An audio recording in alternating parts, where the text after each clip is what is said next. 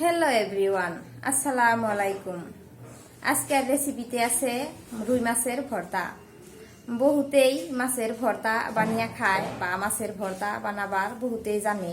তো তারই মাঝেও কিন্তু বহুতে মাছের ভর্তা কি প্রসেসে বানালে আরো সুস্বাদু করে তোলা যায় ওই বিষয়ে জানি না।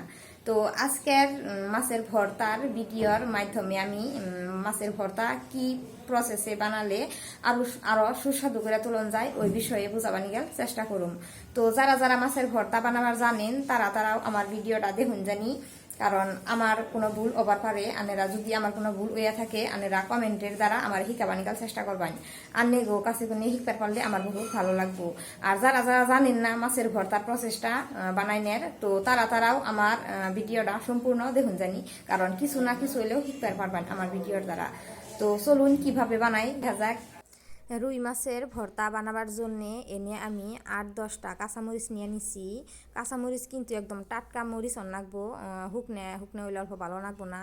আর এনে নিয়ে নিছি একটা বড় সাইজের পেঁয়াজ কুচি করে। আর এই যে মাছ 3 পিস নিয়ে নিছি, আগে কিনে বাইজা থুইছিলাম। আর এই যে নরসিংহর পাত নিয়ে নিছি আর রসুন নিছি। কড়াই গরম হয়েছে, এনে হন মিঠা তেল দিয়ে দিলাম। মিঠা তেলও গরম হয়েছে, এনে হন পেঁয়াজ কুচি, কাঁচামরিচ আর রসুন কয়টা দিয়ে একলগে ভালো করে বাইজা নিমে। অল্প সময় নিয়ে গ্যাসের আঁচটা একদম কমিয়ে দিয়ে একদম লাহে লাহে ভাজুমো।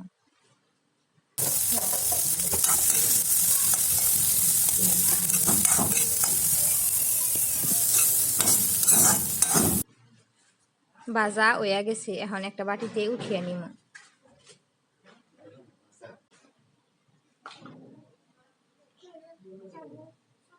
এখন ভর্তার জন্য নরসিংহর পাত নিছিলাম, সেই নরসিংহর পাত মশমশা করে ভাজা নিলাম।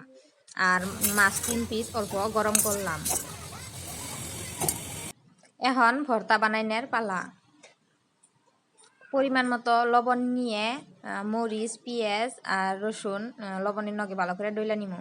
আর সাইডে নরসিংহর পাত নিছিলাম, সেই নরসিংহর পাতও অল্প ভালো করে ডইলা নিমু। এখন এনে অল্প আদার রস দিয়ে দিলাম আর অল্প লেবুর রস দিয়ে দিলাম। এখন ভালো করে মিক্স করুন।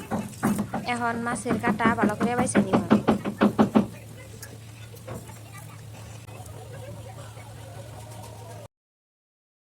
এখন সব কিছু একলগে মিক্স করে নিমু, তারপরে ভর্তা হইয়া যাব।